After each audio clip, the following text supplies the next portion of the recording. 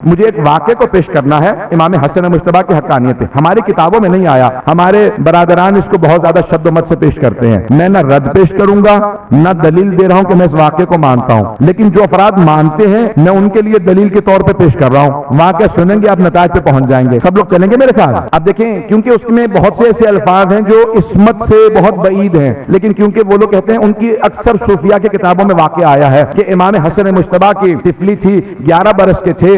دو واقعات ہیں، ایک سچا واقعہ ہے، دوسرا ہماری کتابوں میں نہیں آیا. سچا واقعہ یہ ہے کہ کوئی مسند رسالت پہ بیٹھا تھا، امام حسن تشریف لائے، 8-9 برس کے تھے. ابا کو پکڑا، کہا اتر میرے بابا کے ممبر سے، کہا اتر میرے بابا کے ممبر سے. فوراً اترے، گود میں لیا، پیار کیا، کہا کہ جوانان جنت کے سردار ہیں، انہیں اپنے نانا یاد آ رہے ہیں. اور فوراً امام حسن مجتبیٰ نے کہا نانا اپنی جگہ پہ یاد آ رہے ہیں، لیکن میں سمجھانا یہ چاہ رہا ہوں اس ممبر کے وارث میرے بابا ہیں. تو امام حسن مجتبیٰ نے مسلسل دفاع کیا ہے. لیکن جو دوسرا واقعہ جس کو پیش کرنے کے لیے میں نے تمہید مان دی ہے، سنیں گے، سب کی توجہ چاہوں گا کہ حقانیت امام حسن مجتبیٰ، تاکہ وہ افراد جو مانتے ہیں کہ وہ کہتے ہیں کہ طفلی تھی، بچپنا تھا.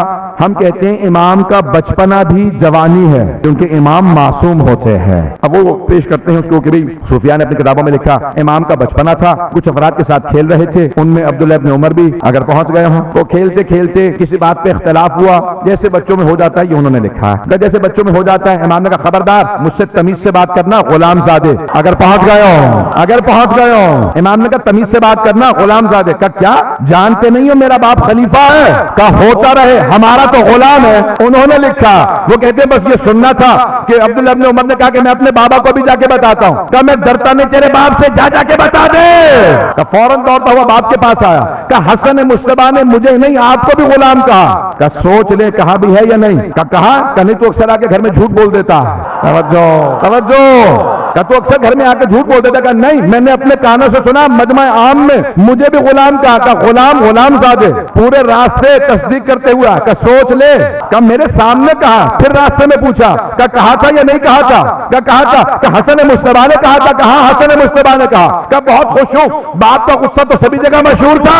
ایک مرتبہ آئے، کہا کہ آپ نے میرے بیٹے نے بتایا آپ نے مجھے غلام کہا. کہا ہاں کہا تھا. پھر دوہرا رہا ہوں تو بھی غلام ہے. کہ لکھ کے دے دیجئے. لکھ کے دے دیجئے. امام نے لکھا. اب بیٹے کو بہت زیادہ تعجب ہوا. کہ نہ آپ نے کوئی اپنی حکومت کا ترہ دکھایا نہ غصہ دکھایا، لکھوا کے پاس رکھ لیا. کہ بیٹا میں نے پیغمبر سے خود سنا کہ رسول خدا نے اشارہ کر کے کہا میرے یہ دونوں نواسے جوانان جنت کے سردار ہیں. کہ لکھوایا کیا؟ کہ میں نے لکھوا اس لیے لیا ہے کہ جب میں مروں گا تو میرے کفن میں رکھ دینا، میں فرشتوں کو دکھا دوں گا حسن مجتبیٰ نے مجھے غلام کہا ہے. اگر امام کو نہیں مانتے جسے مانتے ہو، اگر کوئی امام حسن مجتبیٰ کو نہیں مانتا جسے مانتا ہے اس نے لکھوایا. کہا پھر بابا یہ آپ کے کفن میں نہیں جائے گا، میرے کفن میں جائے گا. اگر بات پہنچ جائے، اس نے چرا لیا وہ کاغذ کا، باپ سنبھال کے رکھتا تھا، وہ چرا لیا. کہا آپ کے کفن میں نہیں جائے گا، اگر بخشش ہوگی تو میری ہوگی.